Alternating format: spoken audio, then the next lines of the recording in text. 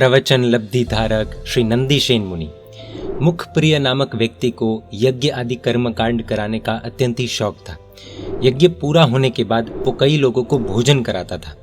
एक बार उसने एक लार्ज स्केल में यज्ञ का आयोजन किया।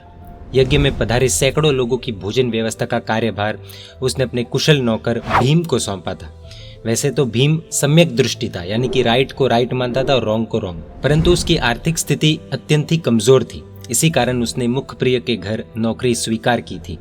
यज्ञ में भोजन व्यवस्था की जवाबदारी स्वीकार करने के पहले भीम ने मुखप्रिय को कहा कि मैं आपके आदेशानुसार जवाबदारी पूरी करूंगा, परंतु मेरी एक शर्त है कि आमंत्रित लोगों के भोजन कर लेने के बाद जो भी भोजन सामग्री बचेगी उस पर मेरा अधिकार रहेगा। धन धान्य से समृद्ध मुखप्रिय को ये शर्त स्वीकार करने में कोई भी आपत्ति नहीं थी, अतः उसने तुरंत ही हाँ कर दी। यज्ञ की समाप्ति के बाद भोजन की समुचित व्यवस्था भीम ने संभाल ली थी। अतिथियों के भोजन करने के बाद जो भी भोजन सामग्री बची वो सभी सामग्री भीम अपने घर ले गया। घर आने के बाद उसने पंच महाव्रतधारी गुरु भगवंतों को गोचरी के लिए आमंत्रण दिया और बड़े ही आदर के साथ उसने अनेक साधु भगवंतों को सुपात्र दान देकर अद्भुत पुण्य प्राप्त किया। उसके बाद जो भी भोजन बचा वो भोजन उसने सन्यासी तथा दीन दुखी आदि गरीबों को दान में दे दिया। दान धर्म के अच्छे कर्म के फल स्वरूप वो भीम मरकर देवलोक में देव के रूप में उत्पन्न हुआ और देवलोक के दीर्घ आयुष्य को पूर्ण कर मगध के सम्राट श्रेणिक महाराजा के पुत्र के रूप में उसका जन्म हुआ और उसका नाम नंदीशेन रखा गया।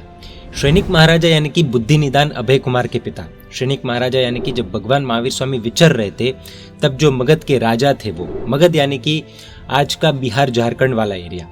अद्भुत पुण्य के उदय के फल स्वरूप नंदीशेन को अद्भुत रूप संपदा यानी कि ब्यूटी प्राप्त हुई। रूप संपदा के साथ साथ नंदीशेन बुद्धि निधान भी था। अनेक राजकन्याओं के साथ उसका विवाह हुआ। समय का प्रवाह आगे बढ़ने लगा और एक मंगल दिन प्रभात में यानी कि सुबह में राजगृही नगर के बाह्य उद्यान में चरम तीर्थंकर श्री भगवान महावीर स्वामी परमात्मा का आगमन हुआ। देवताओं ने आकर समवसरण की रचना की। समवसरण के बीच में विराजमान भगवान महावीर स्वामी ने अपनी धर्म देशना शुरू की। प्रभु की एक ही संसार को पार कराने वाली धर्म देशना के श्रवण के साथ ही मोह की गहरी नींद में सोई हुई नंदीशेन की आत्मा एकदम जाग उठी। परमात्मा की देशना सुनते ही नंदीशेन के दिल में सम्यक ज्ञान का दीप प्रज्वलित हो उठा। उनके अंतर मन से मोह का अंधकार यानी कि मेटीरियलिस्टिक वर्ल्ड का अटैचमेंट दूर हो गया। उनके हृदय में तीव्र वैराग्य भाव उत्पन्न हुए। नंदीशेन को मनुष्य जीवन की दुर्लभता और संयम यानी कि दीक्षा द्वारा ही उस जीवन की सफलता के साक्षात दर्शन होने लगे। देशना श्रवण कर यानी कि देशना सुनकर नंदीशेन अपने घर लौटे, परंतु उनका हृदय बदल चुका था। अत्यंत विनम्र बनकर वो अपने माता पिता के पास संयम हेतु अनुमति प्रदान करने के लिए प्रार्थना करने लगे। माता पिता ने उन्हें संयम की कठोरता कठिनाइयां आदि समझाई, लेकिन मुक्ति के अभिलाषी बने नंदीशेन को संयम का मार्ग अत्यंत ही सुखकर लगा। पत्नियां रोने लगी, लेकिन वो इन सबसे ऊपर उठ चुके थे। आखिरकार एक दिन नंदीशेन दीक्षा जीवन के लिए तैयार हो गए।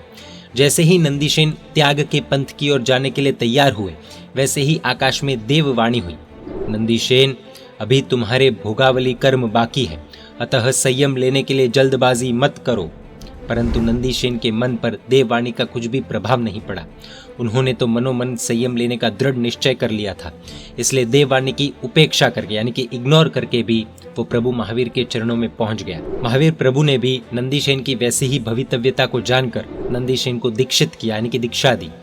चारित्र्य धर्म के स्वीकार के साथ ही यानी कि दीक्षा लेने के साथ ही नंदीशेन ने रत्नत्रय की उत्कृष्ट आराधना प्रारंभ कर दी।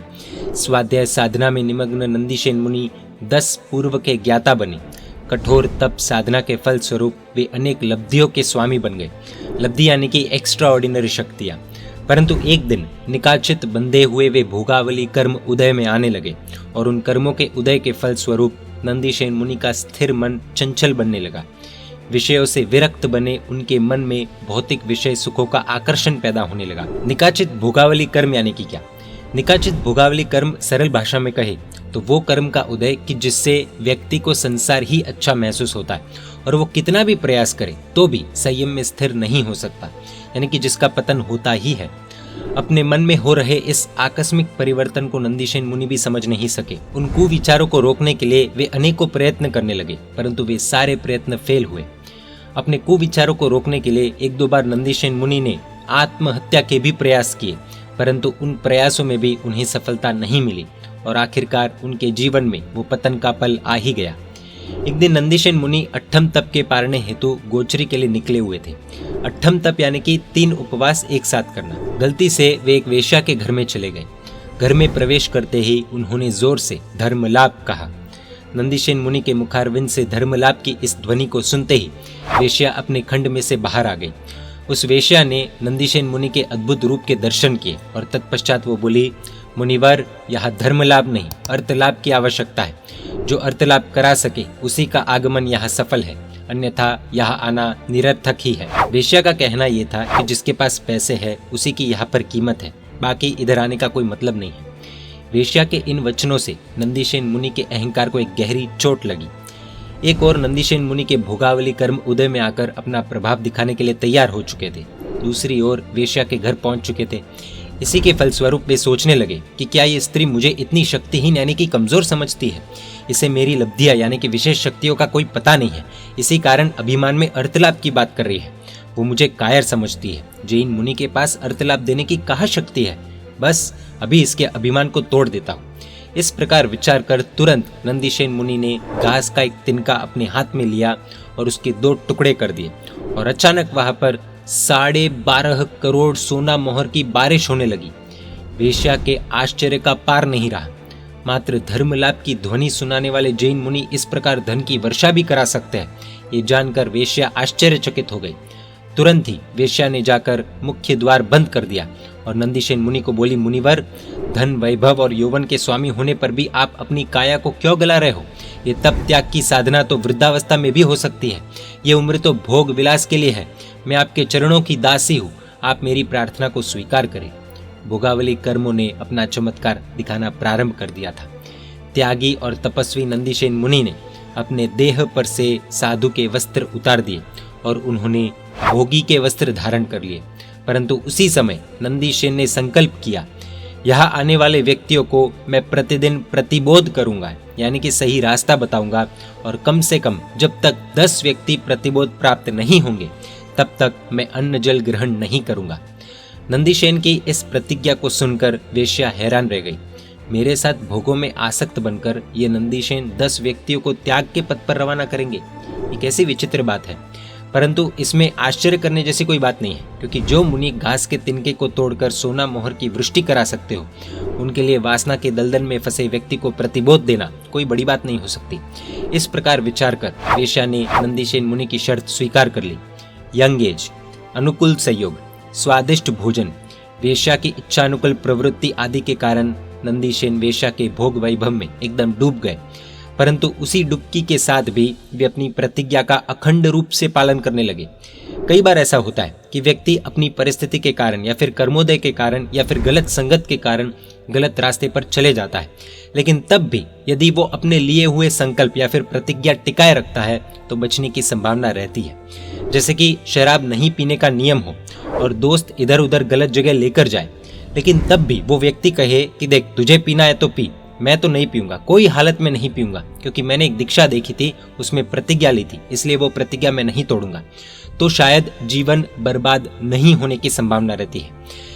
प्रतिदिन जो भी व्यक्ति वेश्या के वहां आते थे, उन्हें वे अपनी मधुर एवं गंभीर वाणी के द्वारा प्रतिबोध करने का प्रयास करते थे। इस प्रकार प्रतिदिन वे कम से कम 10 व्यक्तियों को प्रतिबोध देने लगे और उन्हें भगवान महावीर के त्याग मार्ग का उपासक बनाने लगे।